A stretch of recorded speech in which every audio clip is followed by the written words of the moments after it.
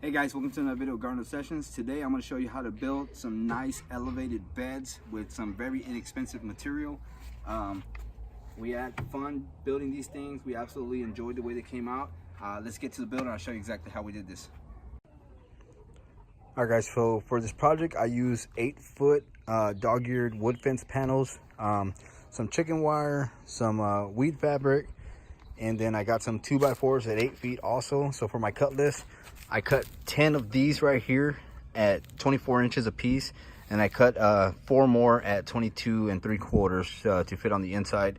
Then on the ends, for the ends here, I got the dog-ear wood fence panels, and I cut those down to 24 inches a piece just to cap the ends off.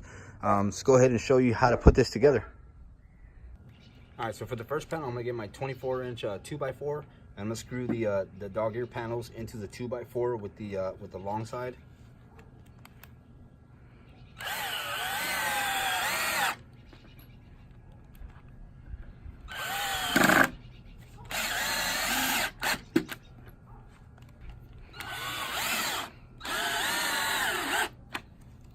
And with these, I'm just making sure they're flush with the board here.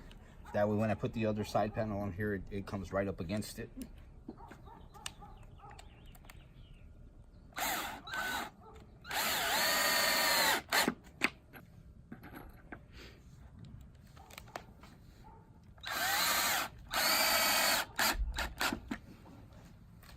All right, on this side, this is where the dog ear is at. We're gonna come up with a way to hide this once it's put together, so it doesn't really matter, just as long as they're flush up with 2x4.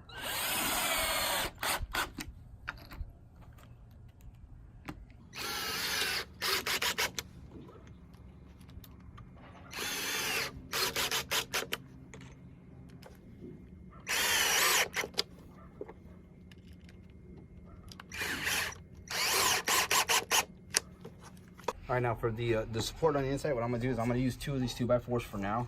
I'm just gonna slide them underneath here. I'm gonna go every 2 feet, more or less. Doesn't have to be perfect. And I'm gonna put that one flush with that. Now for this right here, I'm just gonna go 1 screw in every panel.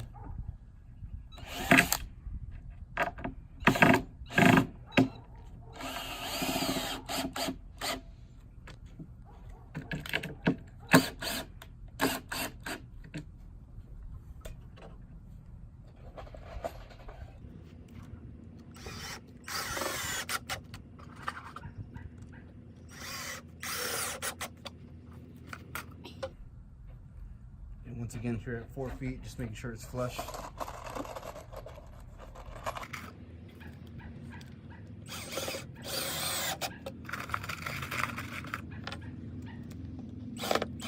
right, so I got both panels built. What I did is I stood them both up, and with the help of Angie, we held them together, squared them off, and I put 1 end cap on this side and 1 end cap on that side. That way it's nice and sturdy. The ground here is not even by any means, and this is not by any means a professional build, so we did what we could to get this done. But I went ahead and put this one on, put that one on, so it's nice and square. And the next thing is going to be to put the rest of these on this end cap, and then I'll finish off the other side over there. To get these done, what I did was basically just put my pre-drilled my screws into the wood here.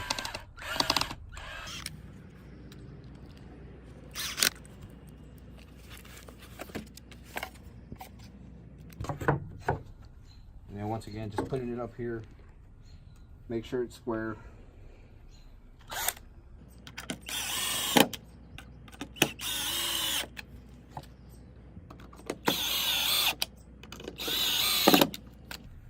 And there we go with that one. And we'll continue to do that with the rest of them, and we'll do the end on that side, and I'll show you what it looks like once it's done. Okay guys, so it's the next day. It got a little bit dark yesterday, so we're gonna continue on today. So the next part, what I'm gonna do is I'm gonna go ahead and mark 12 inches down from the top. And I'm just gonna put a red line there where I'm gonna put the base of where the soil is gonna fall to. And I'm gonna go down the line, just do this on every single one of them.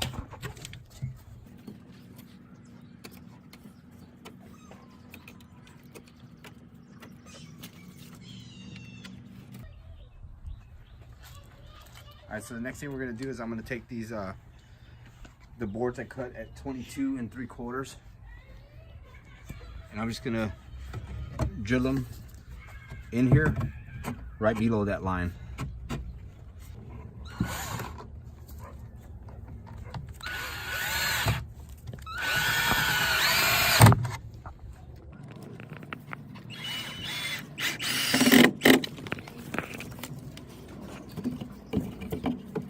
All right, guys, so we got the 22 3/4 inch 2x4s down the center for bracing. Just screwed those in, like I said, 12 inches down.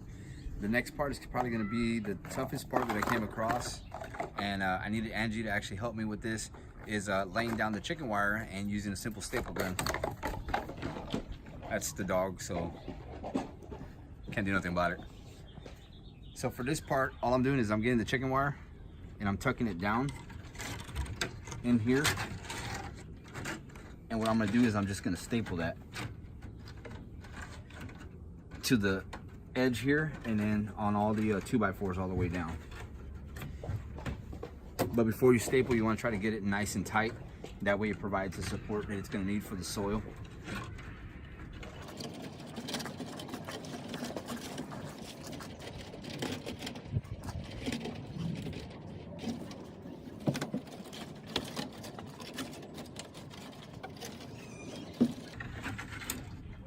I'm gonna go ahead and pause it right here because, like I said, this one's gonna take a two-man effort. So let's go ahead and pause real quick, and we'll come right back once I get it. All right, we got the chicken wire down. Next thing we're gonna do is we're gonna put this weed barrier right on top of the chicken wire to prevent the soil from falling through.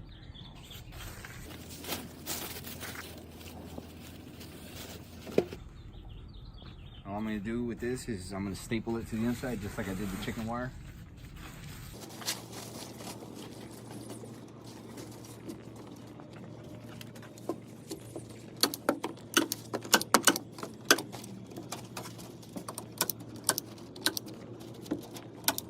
All right, so we already laid the liner in here, so we got that done real quick.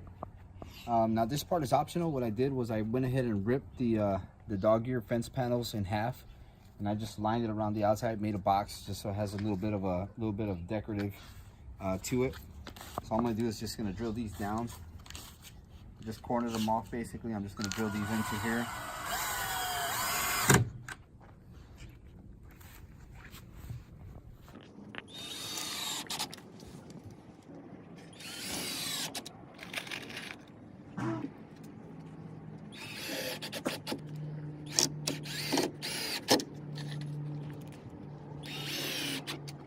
All right, then what I did, I ripped some of these here, and what I'm gonna do is I'm just gonna make a little molding right here on the side, just to give it a little bit more of a nicer look there. Now I'm not gonna go all the way around it, because once I put both of them together and make the L shape, you'll see what I'll show you exactly what I'm gonna do just to make the L shape and kind of border this. I'm not going all the way around it. Again, it's gonna be towards the back of the fence, so I'll explain that once it's put together. All right, so now we're done with the molding on the top here and on the side. Didn't put it on this side because I have a plan for that once I put the two together and make an L shape. But the next thing to do is to go ahead and apply this. I got some golden pecan wood stain. We're gonna make it look nice and pretty, and we'll come back as soon as that's done. All right, guys, so it's day 4 of the build here. We finally got the stain on. We stuck with the golden pecan. Like I said, it gives it a nice color, but it also shows the wood grain on here. We wanted to keep it kind of original and looking kind of like this kind of rustic look. Like I said, what I did here was with the paneling here, I put this right in the corner here, just to give it a nice little look of it being connected. It's really not connected though. We put them here in the corner where we wanted to get this nice L shape. What I did, I just put some wood underneath the legs just to keep it a little bit level. Once we put the soil in there, it's gonna sink down a little bit. The ground gets soggy, it might sink down. We'll come back and level it as well. But overall, I think it came out good. The reason we went with this fence dog ear wood was it was cheap and inexpensive. It's pressure treated, it's green treated. If anybody knows what green treated and pressure treated means, is it's made to last outside. It's made to be put outside, mainly used for decking, framing, stuff like that. I did a lot of construction before, so this stuff will last, 25 years. Cedar will last 30 years. Cedar it's decorative, it's nice. It picks up a good stain. That's not what we're going for. We're going for just longevity and just keeping these around without getting, you know, rot or anything like that. But this will do just as good. Again, like I said, this is what we ended up with. This is what we envisioned.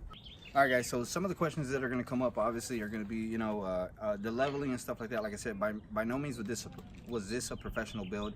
I could have put some gravel underneath. I could have put some concrete, maybe, you know, something else to keep it level. But being that we're only going to be here till summer, we wanted something to put here real quick, something that we can enjoy so we can continue to garden. These are going to be very easy to break down if we move and we want to take it with us. But like I said, this is what we have for now. It's a quick build. Now, if we do end up moving and we can move these with us, and obviously we'll be able to keep them forever, and we can sturdy them up a little bit, make them a little bit better. Like I said, it's green treated wood. It's going to last quite a bit. So what we got planned for is, you know, some herbs, some vegetables. We got some other stuff that we already took care of. So it's going to be a nice little setup of what we want for more of a potager garden or a kitchen garden. And it's something that we envision that we absolutely can't wait to get started. Like I said, we have the bed here, right here, that we're going to enclose a little bit. We've kind of amended it with some straw and some other stuff. Put some compost in there. But once we get that going, we're going to bring this circle in just a little bit and try to get some room to walk here. But as you can see, we got our centerpiece right here. It's a viburnum that we absolutely fell in love with, and I couldn't avoid actually buying it. So that's going to be our centerpiece, and I think it's going to look absolutely stunning once we have all this set up. Again, excuse the rest of the stuff. Like I said, we moved some stuff so we can get this back here. But absolutely think we're going to get what we want out of this. Like I said, it's not long term. We're going to be moving, and we'll probably take these with us. We may break them down. We might build something else with them, but we'll see in the future. But again, guys, that's going to be it for the video. I hope you enjoyed. I hope you found this useful. Maybe you can do something like this really quick. Like I said, it's inexpensive, easy to build, and quick. Didn't use a lot of material. I think I spent just over $100, but just over $100 is well worth it. I think they came out great.